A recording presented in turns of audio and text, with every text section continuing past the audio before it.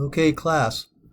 Today's topic is called intermolecular forces. Now, if you remember when we talked about molecular polarity, and we said that molecules that are polar can interact with one another.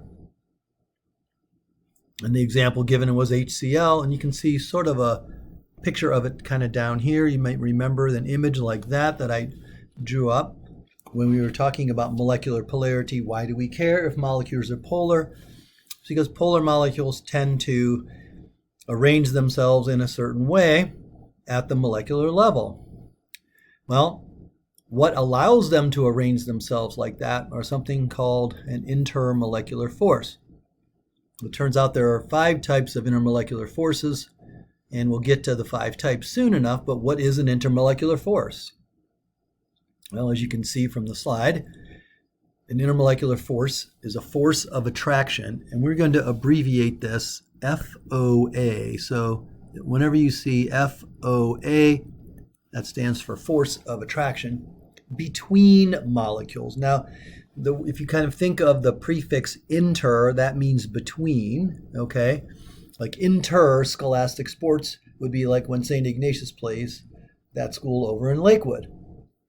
So it's a force of attraction between molecules, and generally it results from oppositely charged dipoles that are present in neighboring molecules.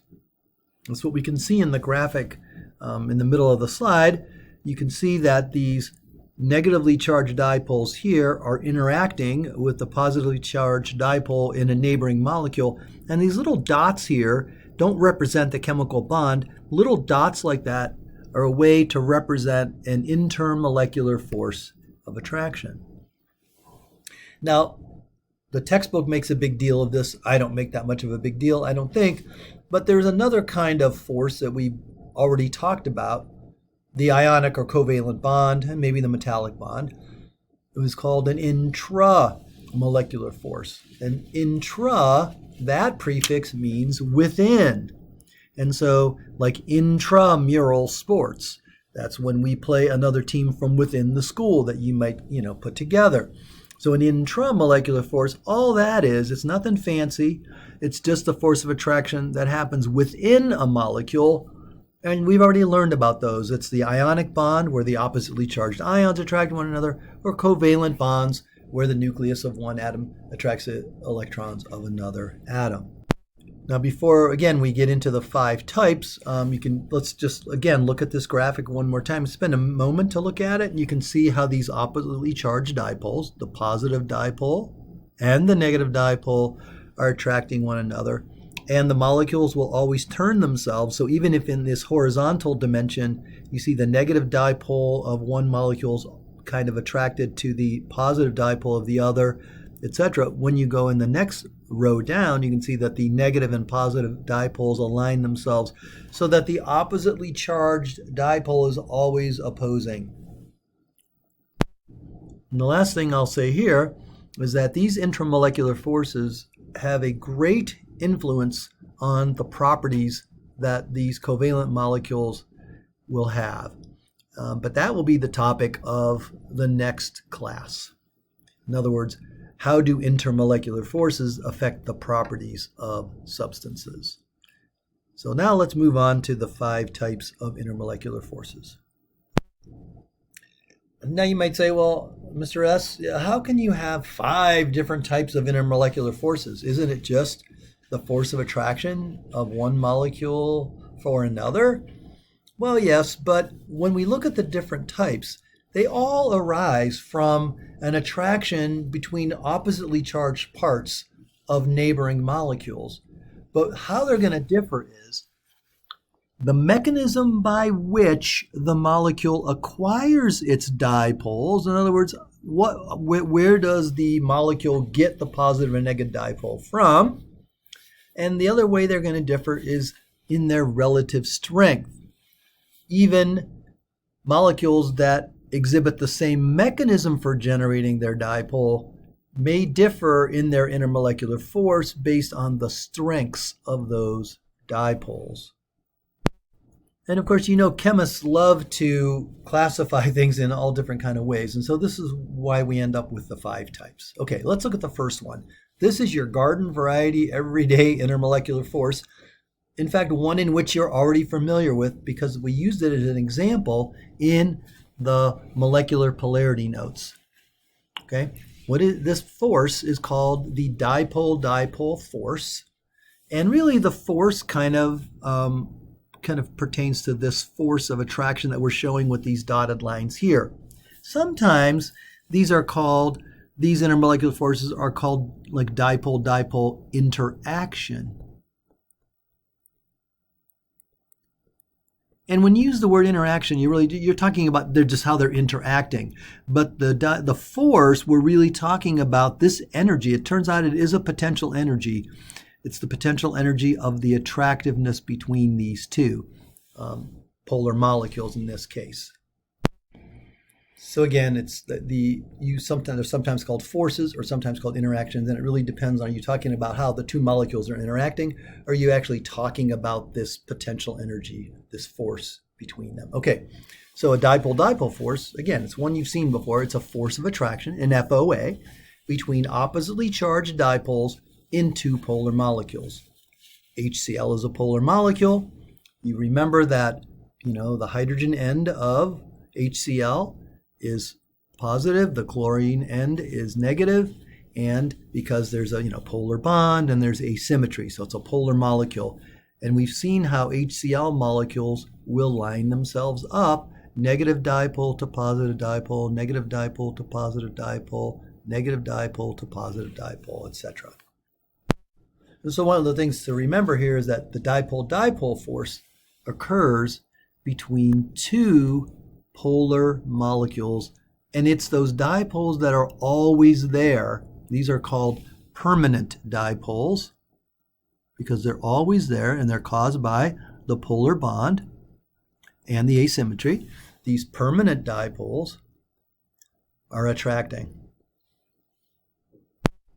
Now let's look at the second type. Well, the second type of dipole force is actually just a special case of that force, and it's called the hydrogen bond. You've probably heard of these before in biology. You may have learned that the strands of DNA with the base pairs on them are held together by hydrogen bonding. Okay, well, hydrogen bonding isn't a bond at all.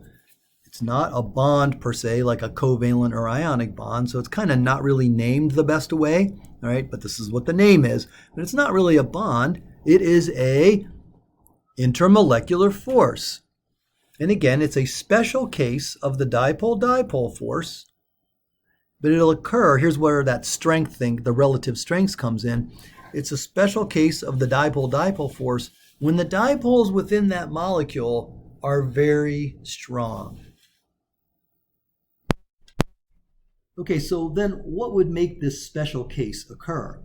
In other words, would the dipoles be very strong? Well, the dipoles are very strong when we say that the molecule is what we would call very polar, okay? So what would make it very polar? All right, and you can kind of see in this little graphic I have here that, again, here's your very polar molecule interacting with your very polar molecule. You see the little dashed lines here, the dotted lines that shows the intermolecular force. And I kind of made those dotted lines a little bigger than I did with the dipole-dipole force. If you kind of look, those are kind of smaller dots, and that kind of is giving you the impression that this is a stronger force of attraction, and it is in general. But this very polar bond happens when hydrogen is bonded to 3 of the more electronegative atoms: oxygen, nitrogen, and fluorine. So I guess the idea is when would you say a molecule is very polar? It's if any one of these 3 bonds is the bond that makes that molecule polar. So for example, in water, just real quick, we got water over here. We know that this is a polar bond, right? And so it's polar. So oxygen would have the negative dipole and hydrogen would have the positive dipole because oxygen has the higher electronegativity. But this bond is not just polar. Now we know it is very polar. And so what that means is the dipoles, this charge difference from one end of that bond to the other is greater than it would be, for example, in HCl. And these stronger partial charges mean the force of attraction, those charges are larger, so the forces of attraction between those charges will be larger. Remember, the larger the charge, like the stronger the magnet, the stronger the force of attraction. Well, the greater the charge, it's like a stronger magnet, okay? And so, in this case, hydrogen ends up with a very large positive dipole, okay? And actually, this should say which interacts with the neighboring negative dipole. Would be good if I had that correct. Plus any unshared electrons that might be hanging around. So let's see how this works. I've already mentioned water. Water has a bond between oxygen and hydrogen. Now, that bond is not the hydrogen bond. Not the hydrogen bond. The hydrogen bond is the intermolecular force that occurs when hydrogen is in one of these very polar bonds. So it is absolutely incorrect to call the oxygen-hydrogen bond or the nitrogen-hydrogen bond or the fluorine-hydrogen bond a, quote, hydrogen bond. No, that is a covalent bond between fluorine and hydrogen, nitrogen and hydrogen, or oxygen and hydrogen, a covalent bond. A hydrogen bond, as I said, is not a bond at all. It is an intermolecular force. And again, it occurs like you see here in this drawing of water.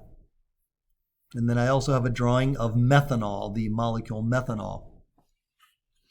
Again, we know that hydrogen has the positive dipole and oxygen would have the negative dipole in water. And the neighboring water molecule will align itself so that the large negative dipole of water will be attracted to the large positive dipole of hydrogen. And then again, there's these kind of unshared electrons that also add some negativity that this positivity is attracted to. But it's mainly the fact that this dipole is large and this dipole is large because this bond is very polar. And again, this bond is very polar because it's the bond between hydrogen and one of the three most electronegative atoms. Now, to see how this might happen in another molecule besides water, we have the molecule methanol, which is CH4O, Lewis dot structure like this, and three-dimensional shape. I kind of draw it as best as I could with a bent shape around oxygen. Again, this bond here, right, will make this a polar molecule. Also, we know that there's going to be some plain old garden variety positive dipoles there and a negative one on carbon because of their electronegativities. But this bond is one of the bonds that is making methanol polar, and it happens to be one of those very polar bonds, the oxygen-hydrogen covalent bond. And so that means a neighboring methanol down here is going to align itself so that the strong positive dipole of the hydrogen of one methanol molecule will be attracted to the strong negative dipole of the oxygen on the neighboring ethanol. So again, this force of attraction shown here would be called the hydrogen bond, even though, again, it's not a bond at all. It should be called the hydrogen intermolecular force is really what it should be called. Okay, moving on to the third type of intermolecular force. This one is called the London dispersion force, not named after the town. There was a scientist named London that discovered that this was happening. And sometimes they're just called dispersion forces, but a lot of times we'll call them London dispersion forces. Well, what is it? Well, you can see it's a force of attraction between the temporary dipoles of normally non-polar molecules. What? You see, I have in this picture here a non-polar molecule being attracted to another non-polar molecule. Also notice that the little dots are very faint. That's representing the intermolecular force, and it turns out this will be a weak intermolecular force. But I know what you're saying, Mr. S. I thought nonpolar molecules don't have dipoles, and they don't. But they can acquire what we call a temporary dipole. And we'll talk about how in a second, but if you remember at the beginning of these notes, and I mentioned that there are 5 types of intermolecular forces, and one of the ways they can differ among one another is in their mechanism. Well, in dipole-dipole forces and hydrogen bonding intermolecular force, the mechanism is there is a permanent dipole. There's a polar bond, it's within a polar molecule, and those molecules then attract one another by virtue of dipoles that are always there. In dispersion forces, the dipole is called temporary. So now let's talk about, again, how this might occur. Now, the classic example that's almost always used to describe how London dispersion forces happen, how these temporary dipoles happen, is the molecule bromine. Bromine likes to bond to itself if it can't bond to anyone else, you recall. So when bromine bonds to itself, you have these shared electrons. And we typically say that this is a 0 electronegativity difference. And so these are going to be shared equally, 1 for you, 1 for me, 1 for you, 1 for me. And that's true. These 2 electrons are equally shared. However, what London found out or discovered was that sometimes these electrons, even though there's 1 for me and 1 for you, as they're going around each bromine, sometimes the shared electrons, because remember, they're orbiting both nuclei now, sometimes both electrons end up on the same bromine. In other words, they get, I call it out of synchrony, right? They get out of sync. So instead of 1 on each side, they somehow end up on one side. And this happens just by chance initially. So it's just that by chance, it happens that both electrons end up on one side. So then if you think about that, it means that this side of the bromine molecule has 6 electrons and this side has 8 electrons because there's 14 total. And because of that, this side of the bromine molecule then feels a little bit negative compared to the other end of the bromine molecule that feels a little bit positive. It becomes a little bit electron rich compared to the other end of the molecule. Now, as soon as this happens, that within, milliseconds even, the 2 electrons will go back to their regular 1 for you, 1 for me orbit. But temporarily, for that very short amount of time, right, that very short amount of time, one side of the bromine molecule feels a little bit negative. And when that happens, a neighboring bromine molecule, those 2 electrons that are going around it, well, they are going around, let's say this one's coming around this way, and it feels this negativity, and it's repelled. And so this shared electron gets shoved to the other side.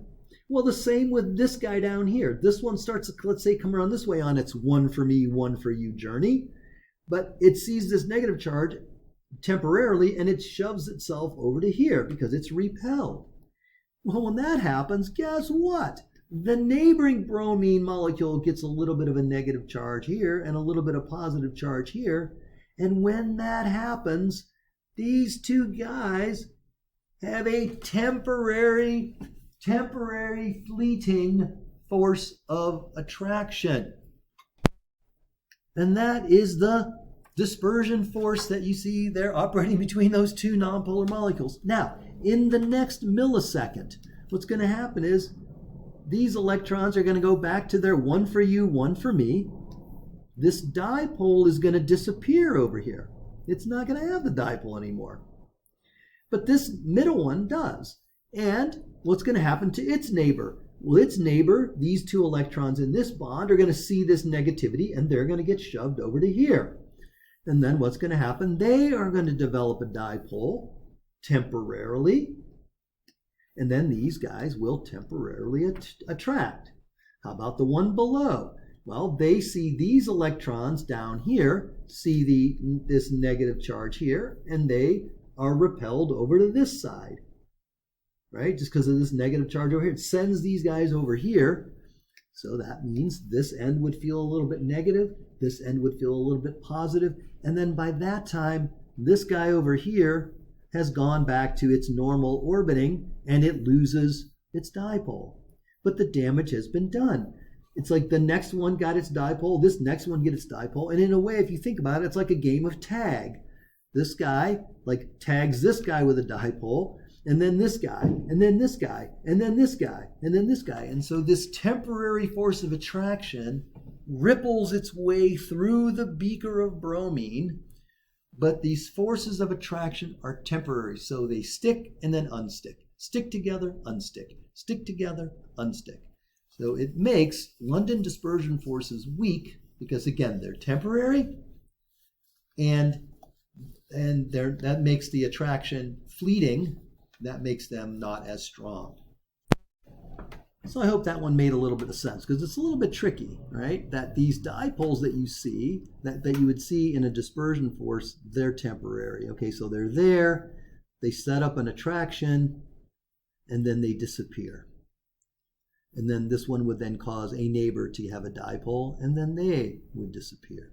So that's it. So let's look at the fourth type. This one is called dipole-induced dipole, or dipole-induced dipole. This is a force of attraction between a polar and a non-polar. So go back to the beginning. Dipole-dipole and hydrogen bonds were between two polar molecules. Dispersion forces were between two non-polar molecules. And so you might be asking, Mr. S, what would happen if a polar molecule that always has a dipole, not a temporary dipole, but it always has a dipole, interacts with a non-polar molecule? Well, this negative dipole here in chlorine, and then we'll look at this other molecule, pH3, which has all nonpolar bonds. So it is a nonpolar, all nonpolar covalent bonds. So it is a nonpolar molecule. This permanent negative dipole on the end of, HCl, right? This is like the hydrochloric acid, the negative dipole on this end. When this hydrogen electrons, these shared electrons, see that negative dipole, when they see that negative dipole, they are going to get shoved away, right? They're going to get shoved away this way. Whoops, this way toward the phosphorus, right? And that's going to make these guys, because this negative dipole here causes these shared electrons that are coming around the hydrogen to be forced away. They will hang around on the phosphorus. That means then that this hydrogen, just like in the London dispersion force mechanism, this guy gets a temporary positive dipole because it was in proximity to this negative dipole that's always there in HCl. And so when that happens, then these guys will have a temporary force of attraction, right? Until maybe this molecule kind of moves off a little bit and gets out of the influence of this HCl. It could also happen the other way around, that the HCl, the positive side of HCl, let's say we draw the positive side of HCl here, where you have a positive dipole here. Well, this positive dipole coming up to this hydrogen between this phosphorus and hydrogen sharing here, well, it's positive. It's going to attract the shared electrons toward this positive end, which is going to make this guy have a temporary negative dipole, and then this side would have the positive dipole. This dipole has already gone away, right? Well, then those guys would have a force of attraction, you see. So the dipole that is always there in one polar molecule comes up against a non-polar molecule and causes a temporary dipole. And when the permanent dipole and temporary dipole are present in the same moment and they're next to one another, they will have a force of attraction, which is this intermolecular force called the dipole-induced dipole. All right, let's look at the last type. Okay, we're winding it down here. This force of attraction is called the ion-dipole force, and it's defined as a force of attraction between an ion that actually, if you think about an ion, it doesn't have a partial charge. An ion has a full positive charge, right? Like in, for example, sodium ion, or a full negative charge. Well, charged things attract. So if I have a polar molecule, like water, like HCl, the negative dipole of water, right, over here, will be attracted